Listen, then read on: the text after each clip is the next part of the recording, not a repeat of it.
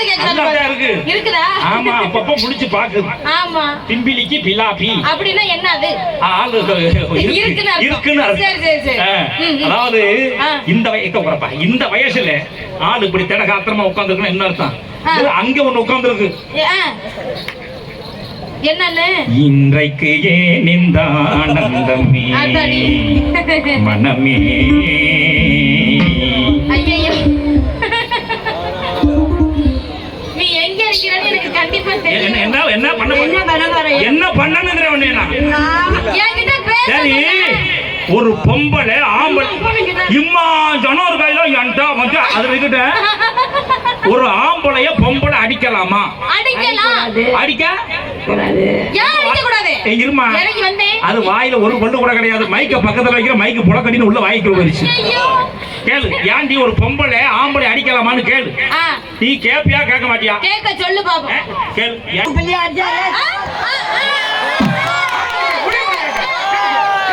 அப்ப என்ன பண்றாங்க? அடிக்கலாமா?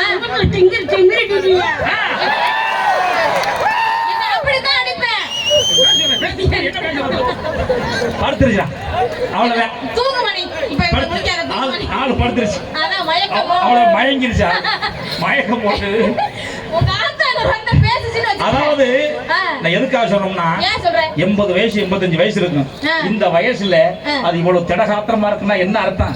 எல்லாம் அன்னைக்கு சாப்பிட்ட சாப்பாடு அப்படி. கம்பு கேழ்வரகு கேப்ப கோதுமை நல்ல திடகாத்திரமான உணவை சாப்பிட்டதுனால இன்னைக்கு இந்த வயசுல இப்படி உட்கார்ந்துருக்கு. இப்ப நம்ம ஆளுகளை பாரு, இந்த காலத்து பொம்பளை ஆளுகள் 40 வயசை தாண்டறதுக்கு முன்னே ஐயோ எங்கேயாச்சும் உட்கார முடியல, புனிய முடியல, நிமிர முடியல, அங்கன முடிக்குது இங்கன கடுக்குது. ஒத்த புள்ளைய பத்து போட்டு அதுவும் அன்னைக்கு அந்த காலத்துல 16 புள்ளைய பத்தா என்ன பத்த ஆத்தா மாருங்க. 16 புள்ளைய பத்து திடகாத்திரமா இருந்தாங்க. 16 புள்ளை வீட்லயே பிறந்துச்சு.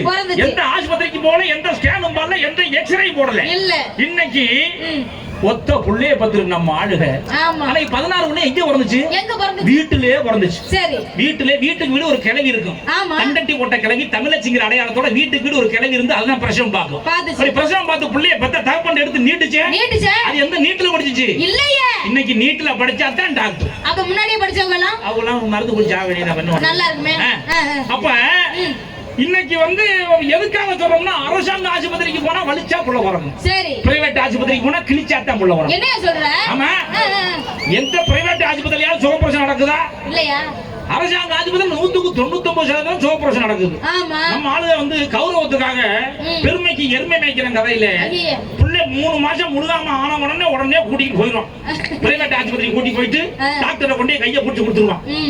டாக்டர் பாத்தீங்கன்னா சரி, என்னமோ தான் பொண்டாட்டி மாதிரி அவருக்கு அவ்வளவு சந்தோஷம். கங்க்ராச்சுலேஷன், நான் அப்பா ஆயிட்டேன். இல்ல நீங்க அப்பா ஆயிட்டீங்க. புள்ள பாத்தி 3 மாசம் முழுகாம இருக்கு. அவனு கையை பிடிச்சி பார்த்துட்டு உடனே குண்டை தூக்கி போட்டுருவாப்புல. ரொம்ப வீக்கா இருக்கு, 9 மாசத்துக்கு மாத்திரை எழுதிட்டாரு. மாத்திரை சாப்பிட்ட உடனே ஒரு 9 மாசம் கழிச்சு கூட்டி வாங்க அப்படின்னு. மாத்திரை பாத்தீங்கன்னா ஒரு மாசத்துக்கு 50,000 ரூபாய் மாத்திரை எழுதி கொடுத்துருவாரு. 9 மாசத்துக்கு மாத்திரையை போட்டு 9 மாசம் கழிச்சு புள்ளைய கூட்டிட்டு ஆஸ்பத்திரிக்கு போனா அவன் கொடுத்த மாத்திரையில புள்ள உள்ள கொடக்கட்ட மாதிரி 4 கிலோல பெருத்துருக்கு. 9 மாசம் கழிச்சு புள்ளைய கொண்டு மறுபடியும் ஸ்கேன் பண்ண போனா சரி, அப்போ பதவி வாப்பல டாக்டர் புள்ள படுத்துச்சு, படி சுத்திக்கிருச்சு, தண்ணியை குடிச்சிருச்சு, பல்டி அடிச்சிருச்சு, குட்டிக்கார போட்டுருச்சு. உடனே வாத்துக்கு உடனே ஆபரேஷன் பண்ணணும்ன்றாப்ல. உடனே கிழிச்சு புள்ளைய கையில எடுத்து கொடுத்துரும். புள்ளைய பார்த்தா 4 கிலோ தண்டி பிராய்லர் கோழி மாதிரி இருக்கும். மறுபடியும் அந்த பிள்ளைக்கு மறுபடியும் போவோம் 2-3 வருஷத்துக்கு அவங்க கிட்ட போய் மருத்துவம் பார்க்கணும். அது சுகர் கூடிருச்சு, கொலஸ்ட்ரால் ஏறிடுச்சு, அது ஒத்துக்குச்சு, இதுல ஓட்ட விழுந்துச்சு, இப்படி எல்லா குண்டையும் தூக்கி போட்டு சம்பாரிச்சு தள்ளிடலாம். எதுக்காக சொல்றோம்? அரசாங்க ஆஸ்பத்திரிக்கு போனா சோப்பரசம் நடக்கும். அதுவா நம்ம சாப்பிடுற சாப்பாடு சத்துணவு சாப்பாடு அது வாடு குழந்தை வந்து உள்ள உற்பத்தி ஆகி பெருத்து அது வாடு வெளில வந்துடும். அதை விட்டுவிட்டு ஏதோ கௌரவத்துக்காக நம்ம வந்து அரசாங்க ஆஸ்பத்திரியை போகக்கூடாதுன்னு நினைக்கிறது தப்பு. அதே மாதிரி அரசு பள்ளிகள்ல புள்ள குடியில சேர்க்கணும். தமிழ் வழி கல்வியில பிள்ளைங்க படிச்சாதான் அறிஞ்சு புரிஞ்சு உணரக்கூடிய சக்தி இருக்கு அப்படின்ட்டு அறிஞர்கள் சொல்றாங்க. மிகப்பெரிய வல்லுநர்கள் ஐயா ஏபிஜே அப்துல் கலாம் மாதிரி மிகப்பெரிய விஞ்ஞானிகள்லாம் விஞ்ஞானிகள்லாம் வந்து அரசு பள்ளிகளில் படிச்சு அரசு கல்வி நிறுவனங்களில் படிச்சு பெரிய ஆளா இருக்கிறாங்க. அதனால அரசு பள்ளிகளில் படிக்கிறது அவமானம் நினைக்காம அரசு பள்ளிகளில் பிள்ளைகிட்டு சேருங்க. தமிழ் வழி கல்வி, தமிழ் மொழியை மறந்தவன் தாயை மறந்தவன் சமம். அதனால தமிழ் மொழியை பேணி காக்கணும். சரி. தமிழை மறந்துட்டேன்னு வை, அவ்வளவுதான், ஒண்ணும் செய்ய முடியாது. ஆமா. சரி. அதனால இந்த பேச்சு இதோட போகாதுப்பா. நாளைக்கு 100 நாள் வெட்ட போய் இந்த பேச்செல்லாம் பேசிக்குவாங்க. 100 நாள் வெட்டுக்கு போறாங்களா? ஆமா. 100 நாள் வெட்டுக்கா போறீங்க? போக மாட்டாங்களா? ஆமாவா? அது சரி. 100 நாள் வெட்டல அவங்க போய் அதெல்லாம் பேசுறதுக்கு நேரம் இருக்குமா உங்களுக்கு? வேலை அதிகமா இருக்கும்ல. வேலை அட யான் கேக்குறேன். 100 நாள் வெட்டு மாதிரி ஒரு கடுமையான வேலை இந்த உலகத்திலே பார்க்க முடியாது. ஆமா. யான் கேக்குறேன். காலையில எந்திரிச்ச உடனே புட்டு பூ குட்டாமெல்லாம் அடிச்சுக்கிட்டு நல்ல வரிசை கட்டி ரோட்ல போவாங்க. அழகா இருக்கு. கையில ஒரு மம்பட்டி, தலையில ஒரு கூடை, கையில இன்னொரு கையில சோத்து கூடை ஒண்ணு எடுத்துக்கிட்டு போயிருவாங்க. போன உடனே காலையில அந்த குளத்துல இறங்கிடுவாங்க. இறங்கினவங்க கையில ஒரு குச்சி ஒண்ணு கொடுத்துருவாங்க. அது குச்சி அளந்து ஓடுறது. இதோட உனக்கு அங்கிட்டு, இதோட எனக்கு இங்கிட்டு அளந்து ஓட்டுருவாங்க. இந்த அளந்து ஓட்டுறதுல அவ வெட்டணும். வெட்டுனா வெட்டு ஏன் கேக்குறேன், முழங்கால ஆழத்துக்கு வெட்டி தலை நிறைய கூடையில மண்ணை அள்ளிக்கிட்டு அந்த கரையில கொண்டு போய் கொட்டிட்டு வர்றதுக்குள்ள நாக்கு தள்ளி ஐயோ பாவம் முகர கட்டையில முள்ள வடிச்சாத்த என்னையா அப்படியே வெட்டுறாங்க.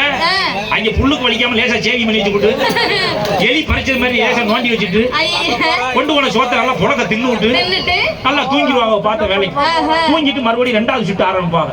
2வது ஷிஃப்ட் ஆரம்பிக்கும் போது பார்க்கணுமே, ஏண்டி குஷிப்போம் குஷிப்போம் இந்த முனியாண்டி மகன் தாண்டி அவளை கூட்டிக்கிட்டு ஓடிட்டான்.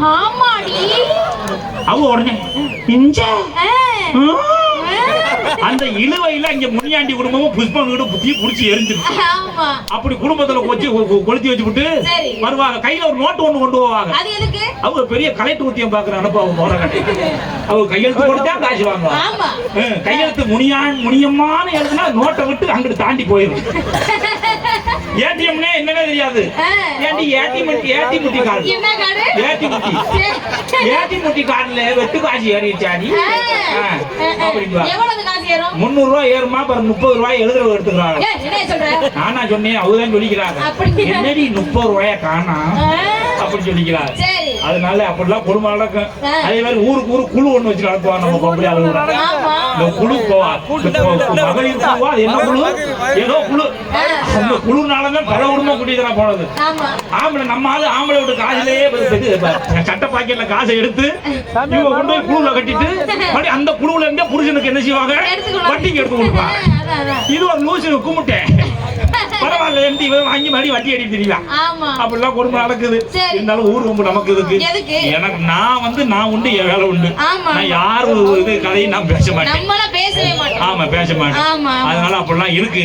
இருந்தாலும் கூட இவ்வளவு பிரச்சனை இருந்தாலும் என் குடும்பம் இப்படி நறுத்துறதுனால நிக்குது. என்ன செய்ய, ஒன்னால தாண்டி தெருவுல நிக்கிறேன். கண்ணால ஏனோ கனவுல சுத்துறேன். உன்னால பார்த்தா முறைச்சு நிக்கிறேன், பின்னால நானும் தவிச்சு நிக்கிறேன். ஆசைப்பட்ட பொண்ணால காசை விட்டேன் தன்னால, நேசம் வச்ச நெஞ்சுக்குள்ள விஷத்தை வச்சாடா. காந்த வச்ச கண்ணால கவுத்திடுவான் பொய்யால. ஆளை காணா ஏமா பானி குடிக்க போயிட்டியோ வடக்கன்ஸ் மாதிரி ஒரு ட்ரெயின்ல ஒரு நாளைக்கு 10,000 பேர் 20,000 பேர் வந்து இறங்குறாங்க. நான் பார்த்திருக்கேன். ரோட்ல ஊரா, அதாவது நம்மால ஒரு பிளாஸ்டிக் டப்பா வாங்கினா வித்தா எவனும் வாங்க மாட்டேங்கிறான். ஒரு சின்ன பக்கெட் வித்தா ஒருத்தன் வாங்க மாட்டேங்கிறான். இவன் ரோட்ல நடுவுல என்ன செய்யறான் தெரியுமா, ஒரு கருப்பு கலர்ல ஒரு டப்பா போட்டு விக்கிறான். அந்த டப்பாவை தூக்கி டொம்மு டொம்முன்னு அவனே அடிக்கிறான். டப்பா மேல ஏறி குதிக்கிறான். அப்பெல்லாம் உடைய மாட்டேங்குது. அதே மாதிரி சேரு போட்டு விக்கிறான்.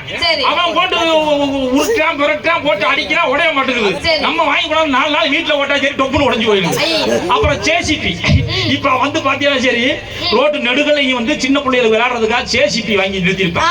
அந்த ஜேசிபி தண்ணி முண்டுக்குள்ள தூக்கி அது மேல வச்சிருப்பான். அப்புறம் நம்ம எல்லாம் பாக்கிறதுக்காக ஜேசிபி மேல ஏறி நிற்பான். நின்றுக்கிட்டு பாத்தீங்கன்னா எவ்வளவு வெயிட் தாங்குது அப்படின்னு. நம்மளால லூசு பையன் இங்க நம்ம உற்பத்தி செய்யறதெல்லாம் வாங்க மாட்டான். அவன் அங்க இருந்து இங்க கொண்டாந்து ஏதாவது வித்தா சரி அதை வாங்கிட்டு போயிடுறது. அன்னைக்கு இப்படித்தான் பாக்குறேன், ரேஷன் கடையில வரிசையா நிக்கிறான். அத பூரா ரேஷன்ல நிக்கிறான். நம்ம இவன் எப்படா வடக்கன்சி இவன் எப்படா ரேஷன்ல நிக்கலாம் அப்படின்னு நீ இதைத்தான் பாத்துக்கிட்டு இருக்கிற. நாளை பின்ன அவன் உள்ள உட்கார்ந்துட்டு அரிசி போட போறான், அதைத்தான் வாங்கி திங்க போறேன். எங்க போனாலும் அவன் தான் இருக்கிறான். அன்னைக்கு ஹோட்டலுக்கு போறேன், யாகை கித்தனாகை அச்சா புல்டாகை அச்சா அச்சா புல்டாகைங்கிறான். ஒரு அளவு புரிய மாட்டேங்குது. ஹோட்டலுக்கு போனா வந்தா இருக்கிறான், கொத்து வேலைக்கு போனா கட்டணம் கட்டுறதுலாம் வந்தா இருக்கிறான். என்ன காரணம்? நம்மால சோம்பேறியா போயிட்டான். இங்க விவசாயம் பார்க்கறானா பார்க்க மாட்டான். இவன் இங்க துபாயில போய் ஒட்டகை மேய்க்கிறான், சாணி எழுறான். அப்புறம் அவன் அங்கிருந்து கிடந்து இங்க வருவான்ல, அவன் சொல்றான் எப்படி உங்களுக்கு இந்த சம்பளம் எல்லாம் கட்டுது, நான் 50 ரூபாய்க்கு வேலைக்கு வந்திருக்கோம் அப்படின்னு. எங்க சித்தப்பா 40 ரூபாய்க்கு வேலைக்கு வருது. எங்க பெரியப்பா பார்த்தா வந்துருக்காரு, அவர் ஓசியில வர்றாரு. அப்படி அவன் பாட்டு கிளம்பி வந்துட்டான். என்ன செய்யறது? இருந்தாலும் கூட தமிழ்நாட்டு மக்களுக்கு நீங்க முக்கியத்துவம் கொடுக்கணும். நம்ம ஆளுகளும் இங்க உள்ள வேலையை பார்க்கணும். இவன் புடிங்கி அடிச்சு அங்க வரலாம், அப்புறம் அவன் அங்க இருந்து வரத்தானே செய்யணும். ஆமா, அதெல்லாம் இருக்கட்டும். இருந்தாலும் கூட